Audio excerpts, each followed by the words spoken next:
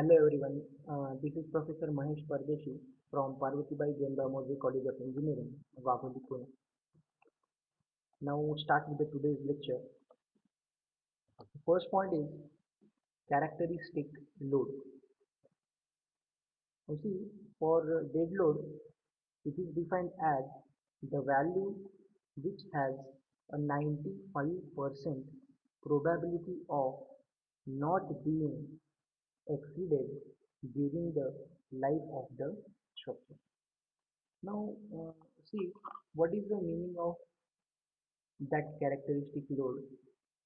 It is that load which is not exceeded during its whole lifespan. Suppose one structure we design for the load of 100 kilonewton. So suppose the characteristic load of that structure is 100 kilonewton only when during the lifespan of the structure this load is exceeded only 5%. The percentage of that load exceeded is only 5%. Okay, during the whole lifespan, 95% during the whole lifespan, 95% probability is that load is not exceeded above 100 kilometers. Okay, that is nothing but the characteristic load. So this value 95% is for dead load.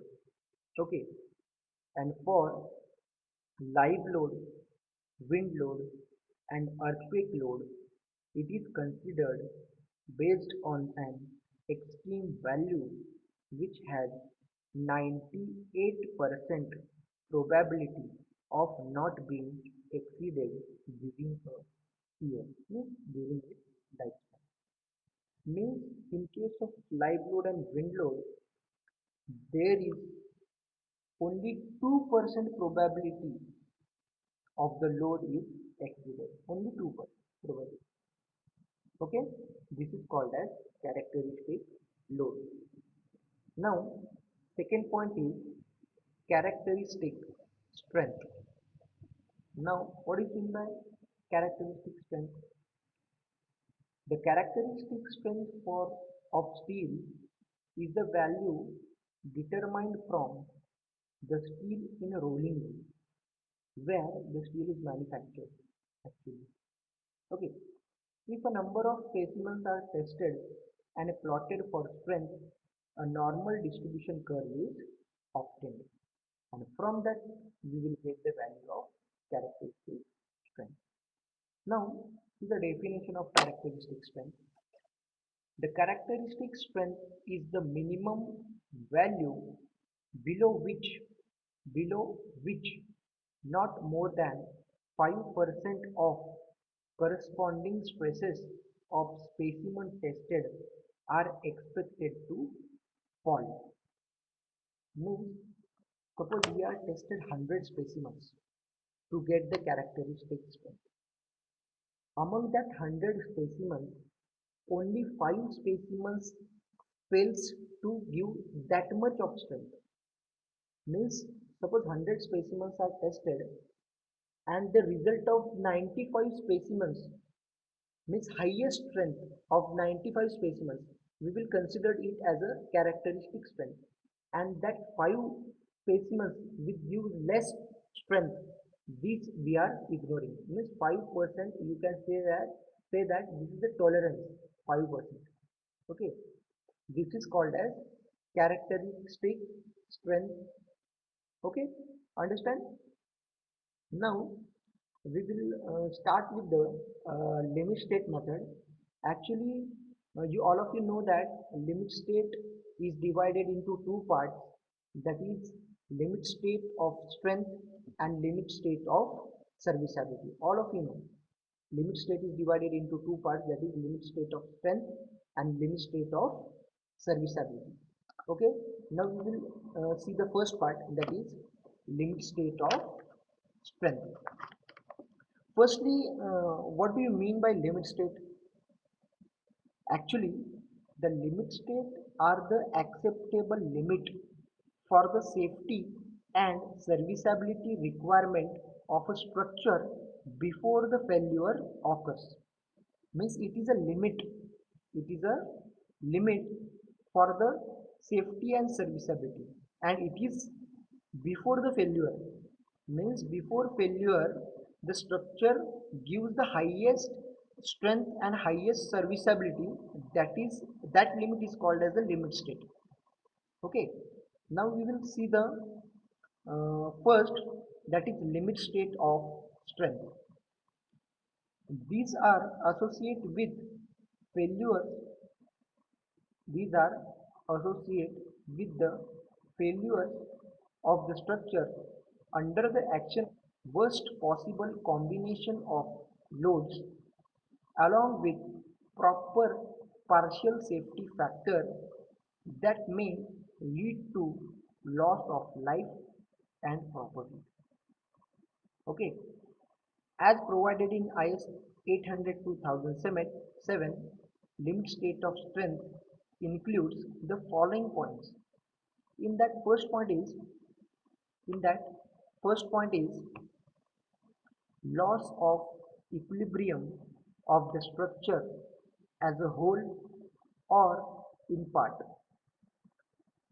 What is mean by loss of equilibrium? All of you know the basic mechanics, or in STOM also you see this part, that is equilibrium.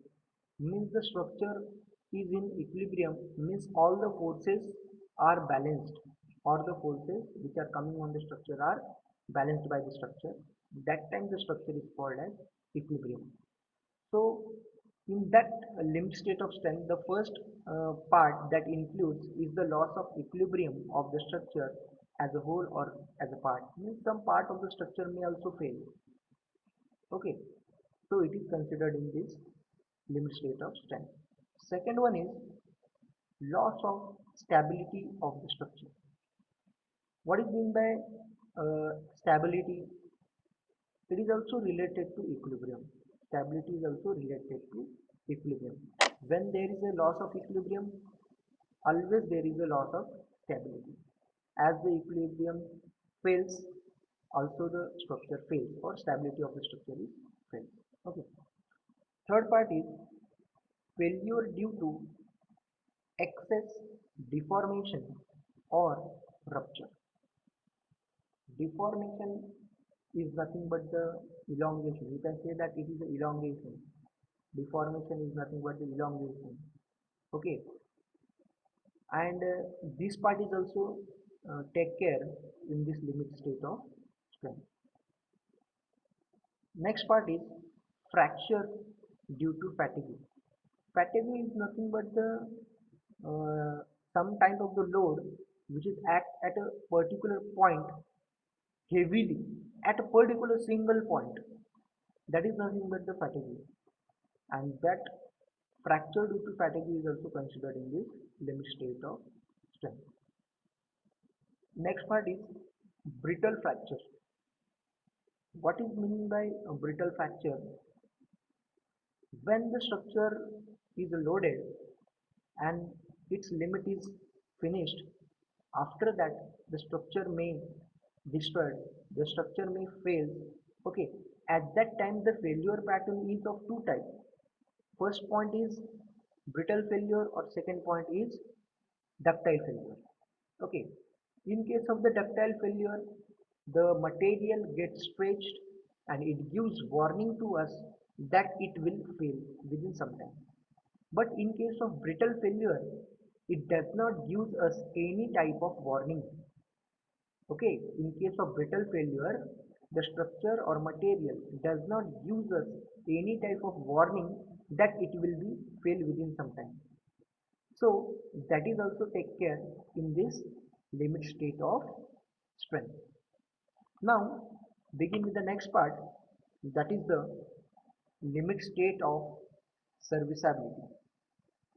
These limits, these limit states are associated with the functioning or performance of the structure or its components under the service or working load. throughout its lifespan. It is means it is associated with the performance of the structure, how it will perform during its lifespan. Okay, it causes discomfort to the occupants or affect the appearance of the structure and on the whole may reduce the performance of the strength.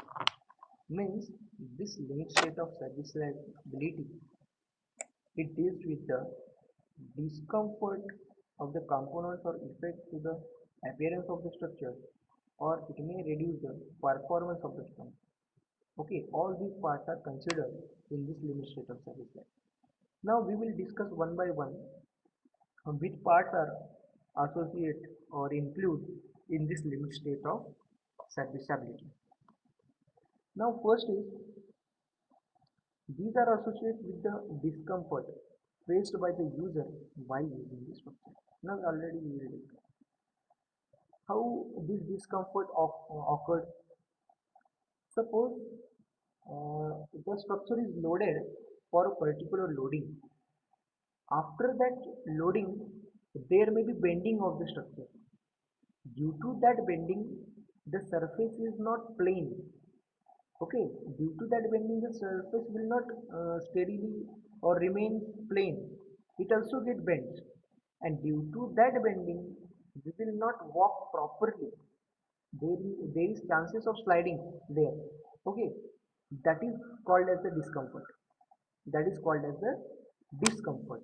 Means for a particular type of action, that is a bending action, due to that bending there is a direct effect on the discomfort of the peoples we are using that structure.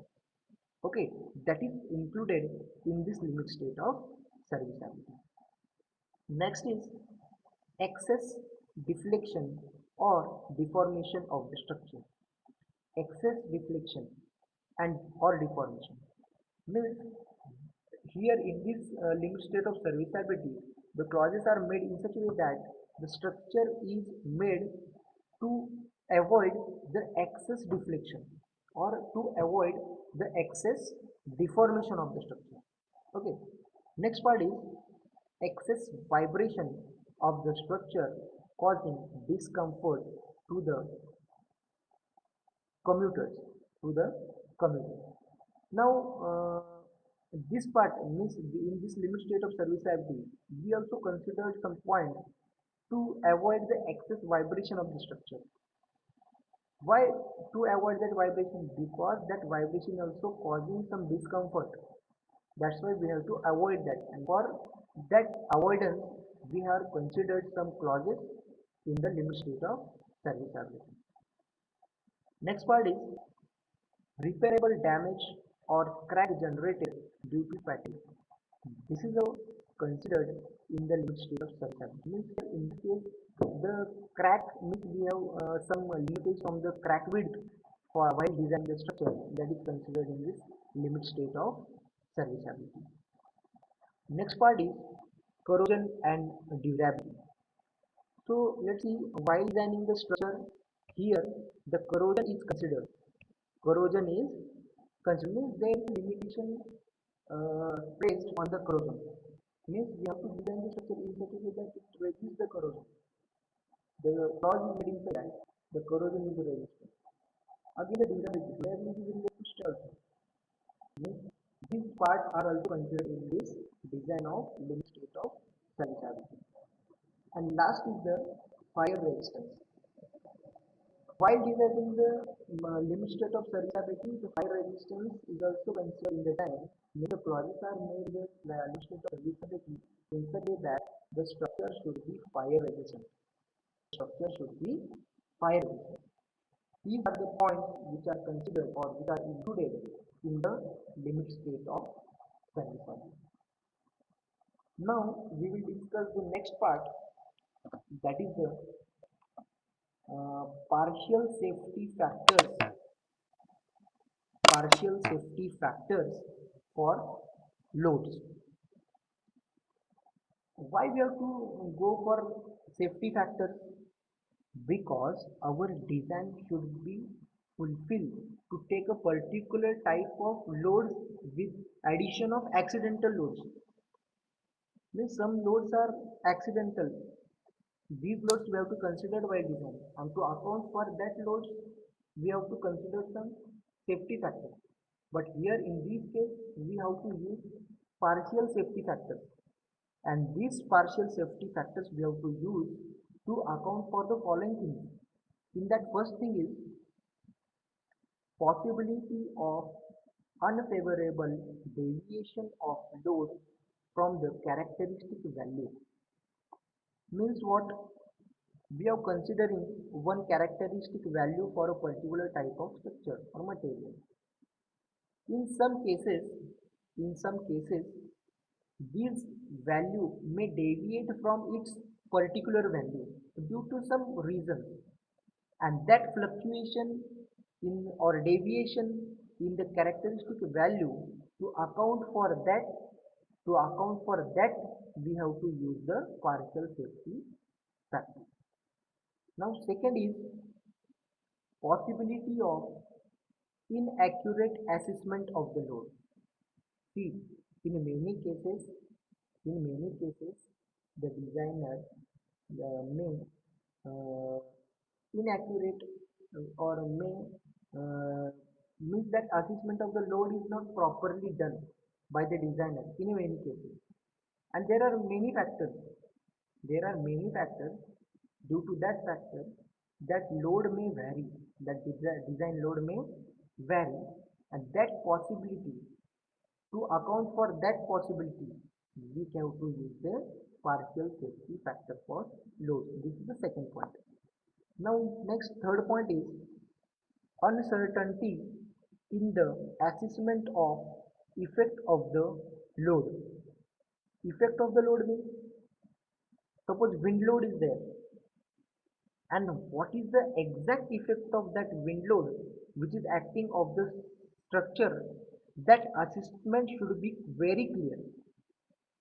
And in that assessment, if there is any uncertainty, to account for that uncertainty we have to use the partial safety factor for load. This is the third reason.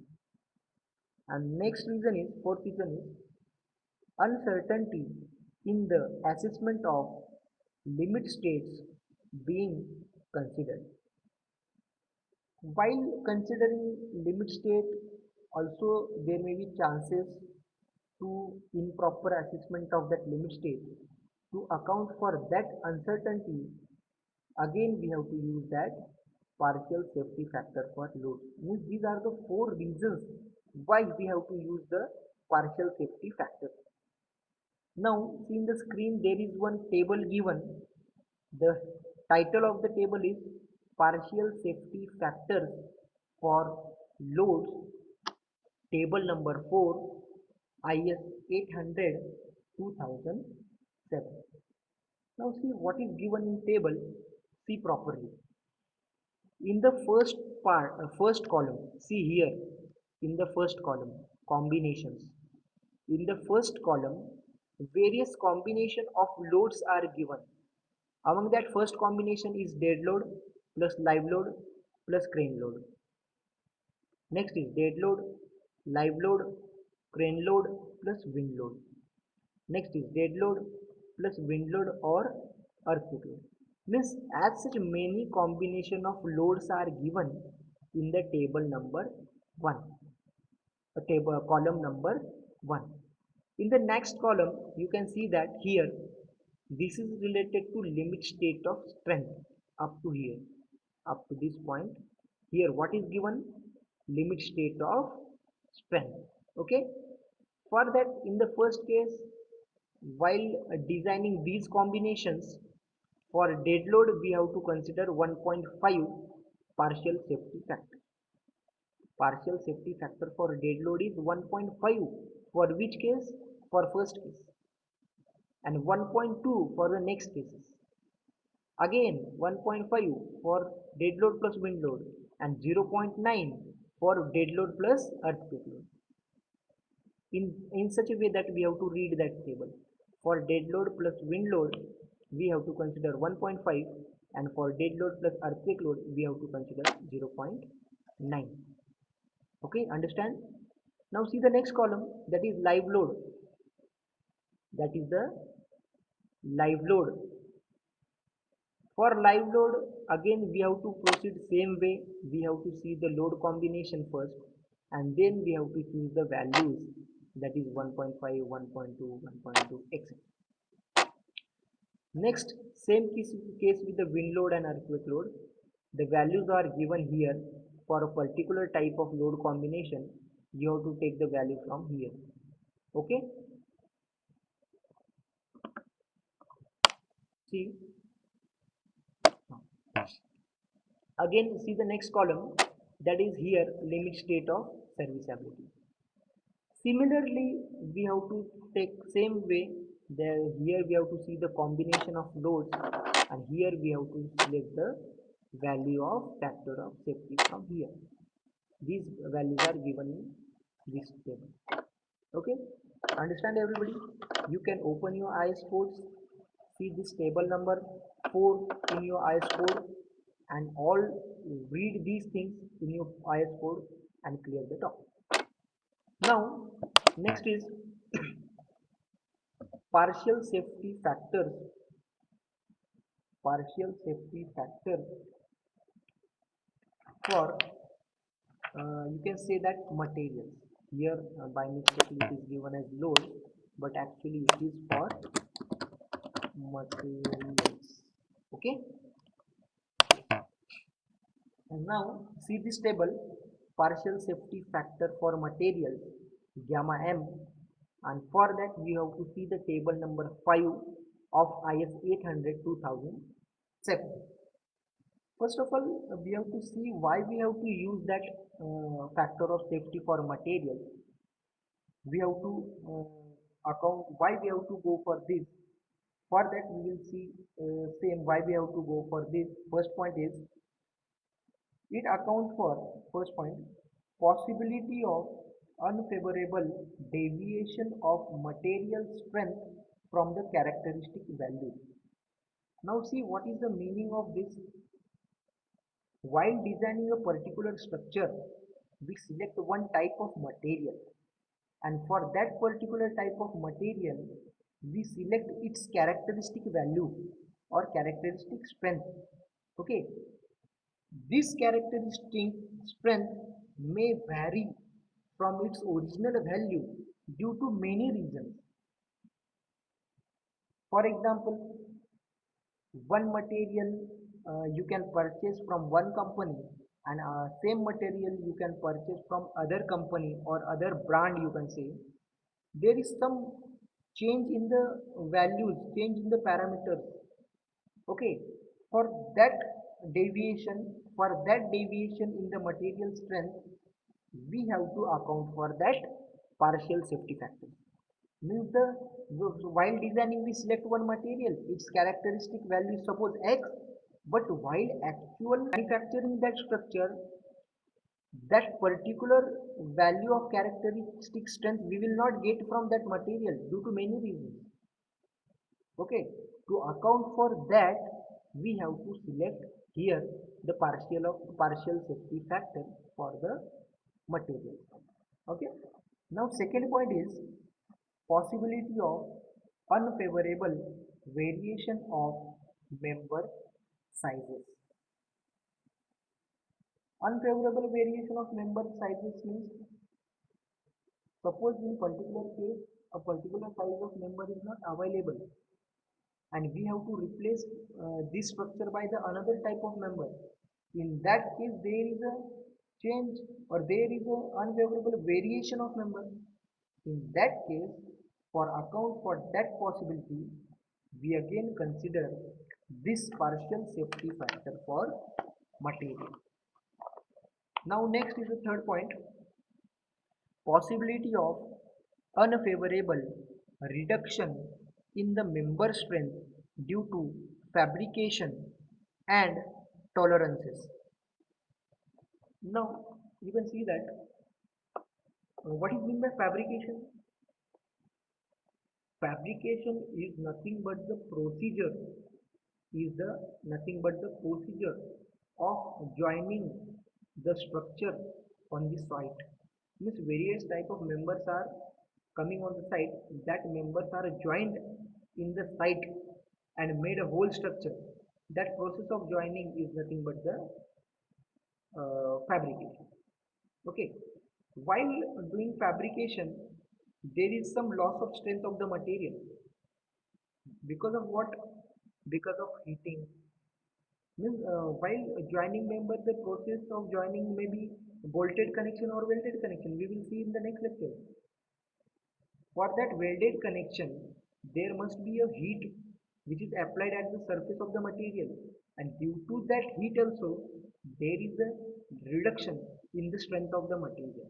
Okay, to account for that, to account for that reduction in the material strength due to fabrication, we have to go for this partial safety for material. This is the point number 3. Now next, point number 4, uncertainty to the calculation of strength of the members.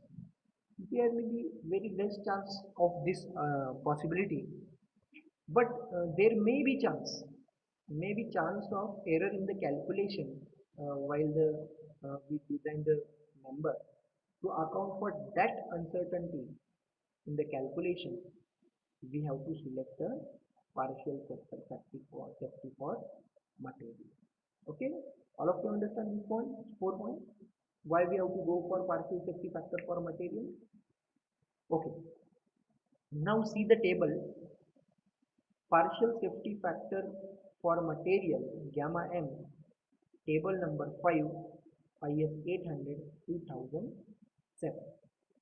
In that first column, here first column denotes the various cases and second column denotes the various partial safety factors.